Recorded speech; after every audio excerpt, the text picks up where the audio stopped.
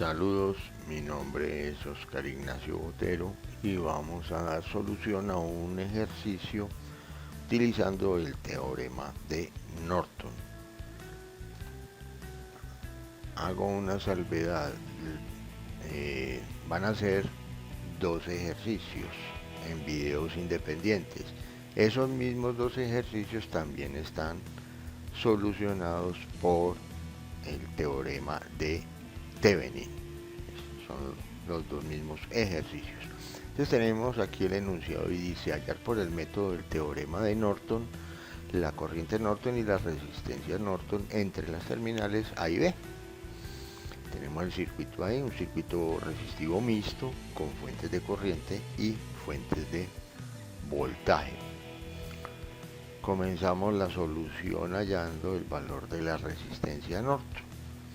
Tengan presente que la forma de hallar el valor de la resistencia Norton es la misma forma que se hace para hallar el valor de la resistencia Thevenin.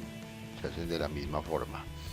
Entonces, ¿qué se hace? Se cortocircuitan las fuentes de voltaje y se abren las fuentes de corriente y se halla el valor de la resistencia equivalente total del circuito, en este caso resistencia Norton.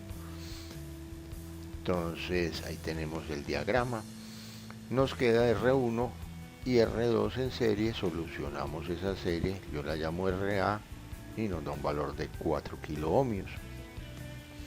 Esa resistencia A queda en paralelo con R3. Solucionamos ese paralelo llamado RB y nos da un valor de 2 kiloohmios. Luego nos queda RB en serie con R4. Solucionamos esa serie llamada RC y nos da 4 kiloohmios. Y finalmente el paralelo de RC con R5, que nos da un valor de 1.71 kiloohmios, que ese es el valor de la resistencia Norton, equivalente también a la resistencia Thevenin. Entonces ya tenemos el valor de la resistencia Norton. Ahora vamos a hallar el valor de la corriente Norton de todo este circuito. Entonces comenzamos haciendo una transformación de esa fuente de voltaje BK en una fuente de corriente. Por ley de Ohm sabemos que intensidad es voltaje sobre resistencia y conservamos la polaridad de la fuente de voltaje para colocarle la dirección a la fuente de corriente. Nos da una fuente de corriente llamada IK de 4 miliamperios. En paralelo con la resistencia 1 que tiene un valor de 3 kiloohmios. Tenemos acá otro sector del circuito. Entonces tenemos dos fuentes de corriente en paralelo con la misma dirección, lo que quiere decir que se suman. Yo la llamo, es equivalente, la llamo IL con un valor de 24 miliamperios en paralelo con la resistencia 1 de 3 kiloohmios. Ese paralelo lo vamos a convertir en una fuente o a transformar en una fuente de voltaje llamada BL y nos da con un valor de 72 voltios. Su resistencia 1 de 3K queda ya en serie con la resistencia 2 de 1K. Realizamos esa serie y nos da 4 kiloohmios y yo la llamo RD.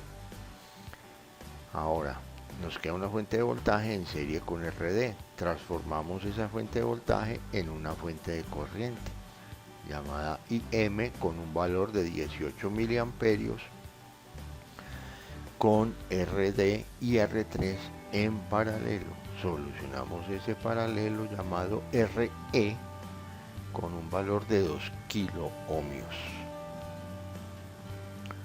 Continuamos. Ya nos queda la fuente de corriente IM de 18 miliamperios en paralelo con RE de 2 kiloohmios. Lo que hacemos es transformar esa fuente de corriente en una fuente de voltaje, en este caso llamada BN, con un valor de 36 voltios. Tenemos aquí el circuito y vemos que tenemos dos fuentes de voltaje en serie y dos resistencias también en serie. Entonces vamos a hacer esas simplificaciones. Entonces, simplificando las dos fuentes de voltaje tienen la polaridad en la misma dirección, entonces las sumamos. Yo la llamo BT y tiene un valor de 41 voltios. Y las dos resistencias en serie las sumamos y tiene un valor de 4 kilo ohmios, yo la llamo RF. Entonces aquí tenemos el circuito, una fuente de voltaje en serie con RF, la transformamos en una fuente de corriente y yo la llamo IT, con un valor de 10.25 miliamperios, su resistencia F de 4K, su resistencia 5 de 3K en paralelo, y como dice el teorema de Norton, la resistencia de carga de todo ese circuito se coloca en corto. Entonces ahí le puse pues un alambre indicando que tiene un cortocircuito acá. Al cortocircuitar, pues ¿cuál sería el valor de la corriente? El valor de la fuente. Entonces nos da 10.25 miliamperios. Entonces ya tenemos el valor de la resistencia Norton y el valor de la corriente Norton. En estas imágenes tenemos las dos pantallazos de las dos simulaciones, una hallando el valor de la resistencia Norton y el otro la corriente Norton. Entonces en la imagen superior tenemos que el valor de la resistencia Norton dio 1.71 kilo ohmios, donde en el resultado teórico también nos dio 1.71 kilo ohmios. Y en la parte inferior tenemos la imagen de la simulación hallando el valor de la corriente Norton, que da 10.25 miliamperios, y teóricamente en la solución nos dio también 10.25 miliamperios. En un próximo video ya veremos las simulaciones correspondientes a la solución de este ejercicio. Un feliz día y hasta una próxima.